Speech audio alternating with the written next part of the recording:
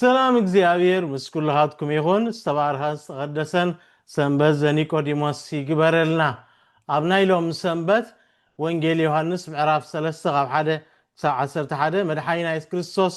ምስ ኒቆዲሞስ ክራኸቡ ንርኢ ኒቆዲሞስ ማለት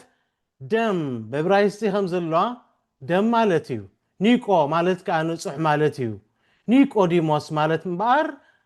ንጹህ ደም ቀንድ ወድ ዓድን ማለት እዩ ኒቆዲሞስ ምሁር ርሁብ ዝኾነ መራሒ እምነትን ሙክራብን አባል ባይቶ አይሁድን ነይሩ እዚ ሰብዚ ናብ ክርስቶስ ብለይ ተኸይዱ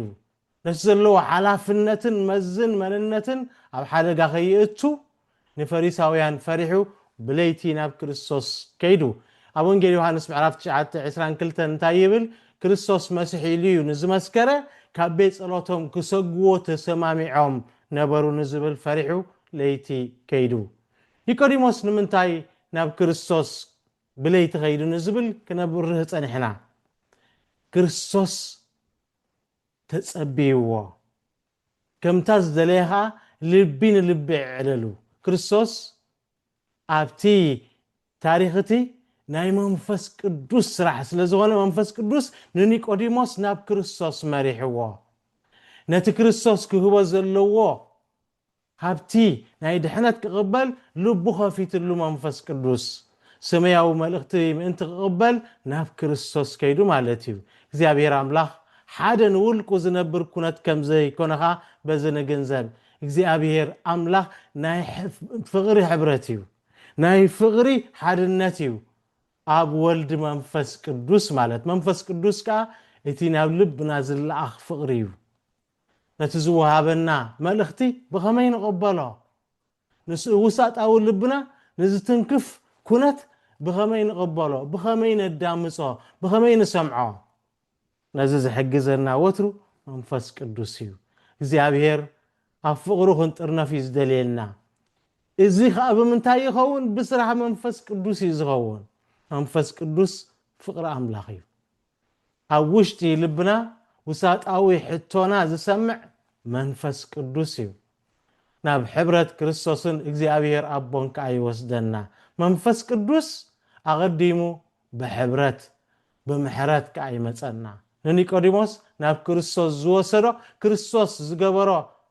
ተኣምራትን ምፍዋስን ምስክርነት ነዚ ብምርኣዩ ኒቆዲሞስ ምሕረት ደልዩ ናብ ክርስቶስ ከይዱ ሓደ ጊዜ ሓንቲ ደ ብሓደጋ መኪና ኣብ ሕክምና ንዝነበረት ክበጽሕ መስከትኩ ኦፐሬሽን ክትገብር ስለ ዝነበራ ቅድሚ ኦፐሬሽን ምግባራ ፍጹም ምሕረት ክገብረላ ምእንቲ ኣቐዲምና ጸሎት ክንገብር ኢለ ናበን መስከትኩ እዛ ሓደጋ ዘጋጠመን ከዓ ደቃ ክትቅበል ናብ ቤት ትምህርቲ መስከደት ሓደጋ መኪና ኣጋጢምዋ እዚ ሓደጋ ዝኻ ኣብ ዊልቸር ተሓጢራ ከም ትነብር ገይርዋ ቶም ሓኻይም እንደገና ክትከይሲ ተኽእለሎ ኢሎም ኦፐሬሽን ክገብሩላ ይቀራረቡ ነይሮም ይቃለሱላ ነይሮም በዚ ከዓ ደው ኢልክ ክትከድም እንቲ ከምቲ ናይ ቀደምኪ ክትጎይም እንቲ ጸሎት ክገብረልኪ ኢድ እዞም ሓኻይም ክባርኽ ምስ በልክዋ እንታይ ኢልሃኒ ኣባቴ ኣነ እግዚአብሔር ክምሕረኒ የዝደሊ ቁስለይ ክሓዊ ዘይኮነስ ብምሕረቱ ክፍወስ የዝደሊ ኢልሃኒ እንታይ ማለትኪ ኺለያ ጋረይ ክሓዊ ይኽእል እዩ እንተኾነ ግን ነቲ ሓደጋ ዘብፅሓለይ ሰብ ብልቤ ተጸሊአዮ ብልቤ ተቐይመዮ ኣብ ልበይ ቂም በቑኢሉሎ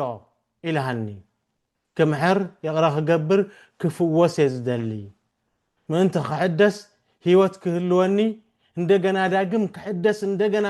ካብ ክርስቶስ ክውለድ እደሊ ኢልሃኒ ካብ ናይ ጽልእን መረረን ማሕዩር ከም ዘላ ተገንዚባ ክርስቶስ ክፍውሳ ክምሕራ ደልያ እዚ ናይ መንፈስ ቅዱስ ህያብ ሕዋተይ እግዚአብሔር ብምሕረቱ ክበጽሓካ ከለኹ እንዳይዓቢ እዚ ንወትሩ ስንቂ ህይወተይ ኮይኑ ንዝነብር እዩ ኒቆዲሞስ እውን መንፈስ ቅዱስ ስለ ዘብርሃሉ ንሓቂ ክቕበል ክምስክር ናብ ክርስቶስ ከይዱ ሎሚ ካብ ኒቆዲሞስ እንመሃሮ ጊዜ የብለይን ንዝብል መንፈስ ኣወጊድና ኣብቲ ኣለና ንብሎ ጊዜ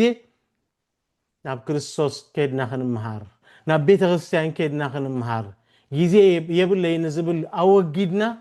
ናብ ክርስቶስ ክንከይድ ናብ ምሕረት ክንከይድ ናብ ዕርቂ ክንከይድ ብሓቂ እዚ ካብ ኒቆዲሞስ እንምሃሮ እዩ ተኣገዳሲ ነጥቢ ካብ ኒቆዲሞስ እንምሃሮ ኒቆዲሞስ ሊቅ ሃብታም በዓል ስልጣን ነይሩ ንኒቆዲሞስ ሃብቱን ፍልጠቱን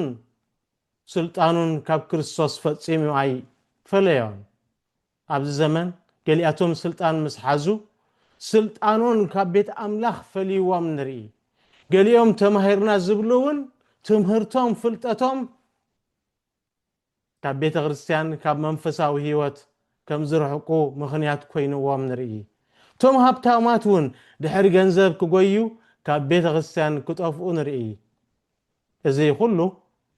ካብ እግዚኣብሔርን ካብ መንፈሱን ካብ ቤተ ክርስቲያን ዘጥፋና እንተኾነ እዚ ጣዖት ኮይኑሎ ማለት እዩ ካብ ፍቅሪ ኣምላኽ ዝፈልየና ዘበለ ኩሉ ጣዖት እዩ ኣብ ናይ ገዛእ ርእስና ኩነት ክንነብር ዝሓፅረና ጣዖት እዩ ስለዚ ኣሕዋተይ ሎሚ